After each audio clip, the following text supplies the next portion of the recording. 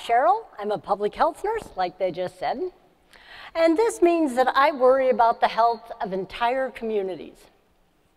Now, most of the communities that I've served are living in conflict or post-conflict zones or resettled refugee communities here in Minnesota. I'm going to talk a little bit about what I've learned.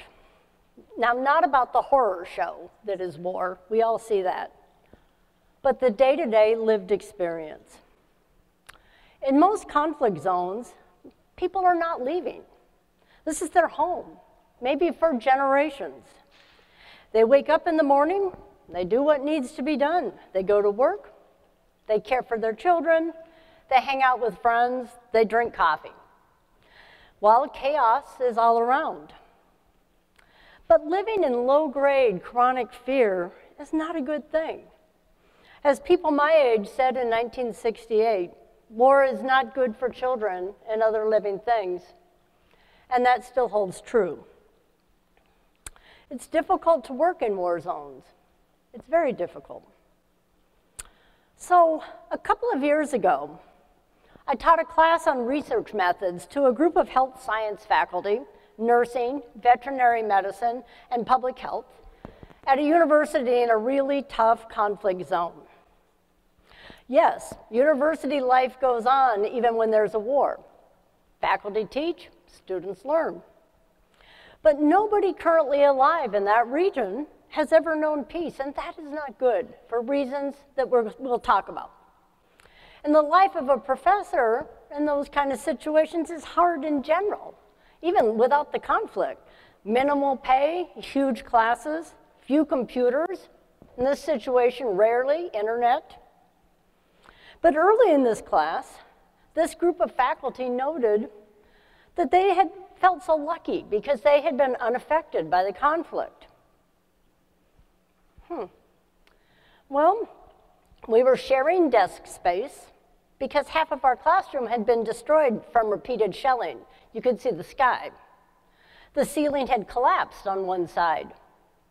The walls were bullet-pocked. There was no electricity. And displaced persons camps surrounded the university. I would challenge that assumption that the war had not had an effect on these faculty. But back to our discussion. So I'm teaching a research class. And obviously, there's no funds to support faculty research in this kind of setting, but faculty have dreams and they try where they can, of course, like everywhere. Early in the class, I asked the faculty to share their research hopes and dreams. Silence. Dead silence. Nobody wanted to share. So I assumed, of course, that they were shy, until a professor explained that they kept their research dreams secret. They work alone. Now, this doesn't fit with my collegial view of colleagues and engaged communities, partners. It's what it's all about here. Okay, it's going to be kind of tough to teach a class with no real-life examples, but then a veterinary faculty did stand up, and she said that she would like to talk about her work. She was raising wild rats, wild forest rats, to learn about a potential food source for a very hungry country. She had questions for the group, the discussion was robust, and I was pleased. So imagine my shame the next day when we all arrived again for class, and she tearfully told me that someone had destroyed the cages and had killed every single rat over the night. Per usual, I was in over my head. Later that year, I taught undergraduate health science students at the same university. I can't remember the topic that I taught, but I do remember that I brought a really large bag of animal crackers to share with students during a break. However, as I passed out animal cookies, a fist fight broke out as these university students, these were nursing students, grabbed cookies, fought, tried to pull chewed cookie out of the mouths of their peers. Students were holding their mouths and crying. It was completely out of control. My knees were buckling. I was scared. These young men and women were hungry. They were very hungry. And I had not considered that. Again, what was I doing? So I grew up in Southern California, right next to Disneyland. My dad was in charge of the toilets there, so we had ongoing, unlimited access to the happiest place on earth, as I figured all places were. And as a youngster, I never considered nursing, though I was a fan of Cherry Ames' nursing books. I was not sure how this would play out, but I saw myself as an anthropologist. I would be a most earnest student of culture in faraway places. I pictured myself sitting at the feet of wise elders in small villages who were eager to pass down their deepest cultural secrets to me. Yeah, right. But instead, while living in rural northern Arizona, I saw an ad in the Prescott Courier. "Be a nurse for $100, it shouted. I might need to make a living someday. Why not? Well, clearly the best $100 I ever spent. And after nursing school, I did go on to pursue that anthropology degree. That's where I learned that nursing's holism had provided the tools needed to be a fine anthropologist. Comfort in the different, intense listening skills, extreme curiosity. I was also drawn to nursing's invitation to participate in people's lives during their most intense and vulnerable moments. And as time went on, I was drawn into work that took me to the very extremes of the periphery.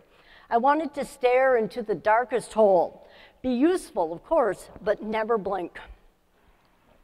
And so I did. After earning my master's in public health, I was ready for that dream public health leadership position, the county, even the state. Lots of interviews, not a single job offer. Until the newly opened Center for Victims of Torture eagerly invited me on board. See, I was the only applicant who had actually been held hostage in a coup. So it was an easy in. And suddenly, it was like Gidget goes to war. I had the opportunity of a lifetime. But working conflict is very uncomfortable. How did things ever get to this point? So I tell my students that health problems in the developing world are born of poverty, gender inequality, and armed conflict. But really, you can just pare it down to poverty. And war is in love with poverty, in love. And there is nothing romantic about abject poverty. People do not lead simple, less complicated lives, somehow noble in their drudgery. No, people's lives are just hard. If most of the population in a country lives on less than $1 a day, and life expectancy is 37 years, and no one is alive who has ever known a day of peace, the usual measurements, the classic health indicators we all think about, are really pretty irrelevant. And these such places, they really don't fit with most of the world. By and large, the health of the world is slowly improving, albeit unevenly, in fits and starts, with huge disparities, we all know that. But as a planet, we are getting healthier. But of course, we public health nurses, we are most interested in the places where that is not the case. So almost 35 years ago, I began working in community health development. My first assignment was a place where chronic fighting between government troops and assorted armed militias in the bush was just in the background. Politicians referred to this as the Bush Wars. People in communities called it the disturbances. And our American team we just didn't know how to be in this. We didn't even really talk about it. We were really scared. We worked in villages, though, as if it wasn't happening, with daily reports of bodies being found in latrines or neatly piled heads circling a roundabout, and absolutely terrifying graffiti. And we just did not contemplate how incredibly scared the community must be. Everybody just kept doing what they'd always been doing. We wondered, so why did so few villagers volunteer as community health workers? Or organize village health teams? Or come to immunization events? Or even come to our meetings? Don't these folks care about the health of their communities? But of course, everyone was afraid. They had been afraid for a really long time. Forever, really. And at that time, I did not know how chronic fear breeds a culture of apathy and silence. Fear is a poison. It saps will, energy, ingenuity. And to be seen as a community leader, to sign up as a community health volunteer, to draw attention to yourself like that, well, that's crazy, it's dangerous, often a death sentence. Just hunkering down and just getting by is what is smart and appropriate. And I became really curious about this, so I explored. So what happens when the community's rules, norms, cultural constructs are eroded, replaced by a coarser and a cruder norm? What replaces civil society? People say that their perception of community becomes smaller, narrower, under terror. When violence begins, people feel connected to and protective of their communities. They're committed to solidarity. But over time, with increasing isolation, that solidarity shifts to the neighborhood, maybe the compound or the high-rise, the family, and often just the individual. I remember driving a Land Rover along a rural road far away. I was transporting a woman in labor with a transverse lie to a hospital, and that what a transverse lie means is the baby is lying sideways. So she was dying. So I came to a huge truck blocking the road. The driver was smoking a cigarette and eating a chapati. So I was frantic, I honked loudly, no response. I jumped out of the vehicle, explained my mission, and the woman was screaming horribly. No response, he just looked right through me. I lost control and I began screaming, crying. The driver stood up slowly, walked back to the truck, and glanced back saying, "So what's another dead woman here in this country?" Well, I didn't know what to do with this. My own core beliefs, norms, and cultural constructs were being challenged. Of course, I believe in the inherent goodness, even innocence, of all people. We're all doing the best we can. How can I be a public health nurse if this is not core? How can I be a person that I would even want to hang around if I don't know this to be true? I want people to be heroes. Some people are, but the vast majority of us are not. And that erosion of community norms is not an abstract concept. It is very real, and it is very unattractive. We want to believe that when we intervene to save lives, it will be straightforward, perhaps challenging to actualize, but not in principle. But we are a messy species. People are messy. It is very difficult to do good in such situations. Showing up in a chaotic scene where everything is completely out of whack can really contribute to that out of whackness. There are side effects to my presence on the ground. Development aid can be exploited and actually prolong conflicts, allowing, even encouraging dreadful governments to act with impunity and hold no accountability to their people. Aid can further destabilize collapsing economies. As soon as I step into a community, the price of everything goes up. And of course, I only want to work with the very best nurses, thus draining local services of their best and brightest. Much of the time, we just don't know what to do. So there's not much research in this arena for kind of the obvious reasons, but existing studies tend to cast doubt on the effectiveness of some of our most sacred interventions. So I was evaluating the sustainability of a program that trained volunteer health workers to serve in very fragile post-conflict communities. And workers were given bicycles to be able to do their job, but more importantly, to actually serve as ambulances, to be able to get people out of the community to a health center.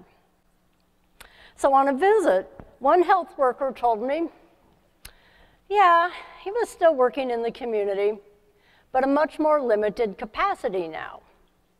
He explained that the villagers had destroyed the bicycles of every single health worker, accusing them of being in the pocket of the Americans. So, my goodness, this was not an unintended consequence that I had ever considered. And of course, a very few of these families actually escape the war. They walk, they bike, they drive, they get out, they get to camps or relatives or other countries. They get student visas, they make pretend families, they buy passports, trying to save their children's lives. Even fewer gain actual refugee status, and some move to Minnesota.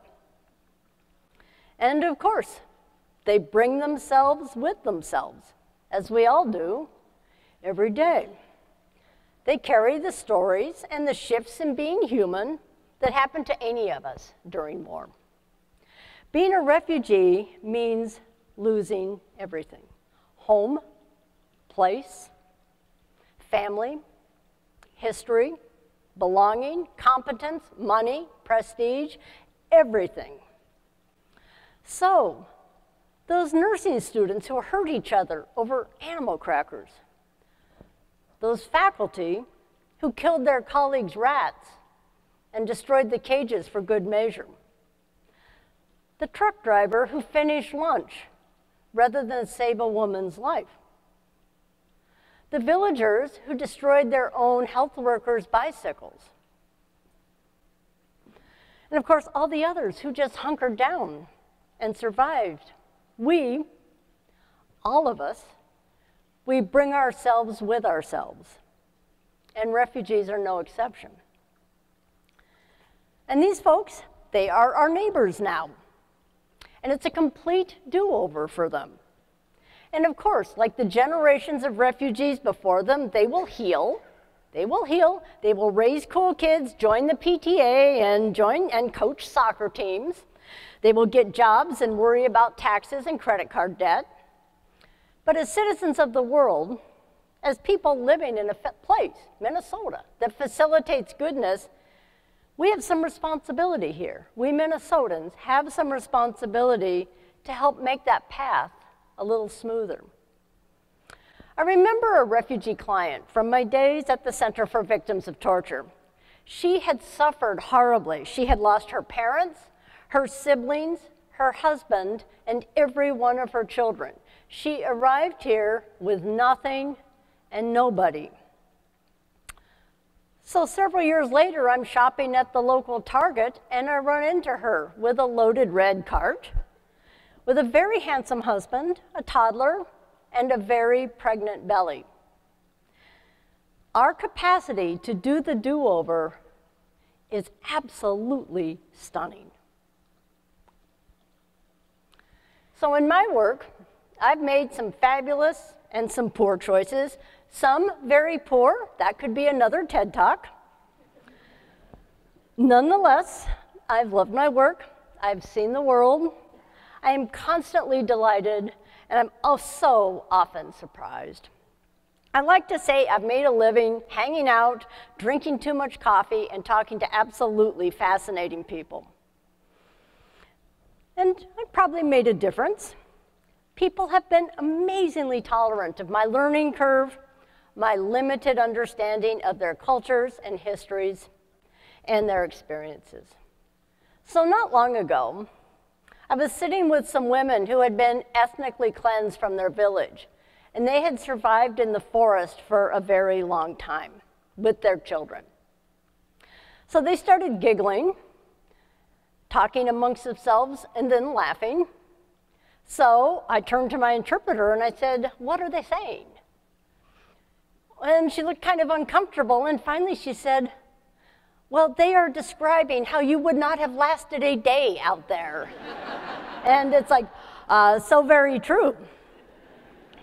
So these folks, like so many others, were tenacious program partners and superb colleagues. And they were universally gracious about a glaring disparity in our relationship. And that was that I could go home whenever I wanted to. Thank you.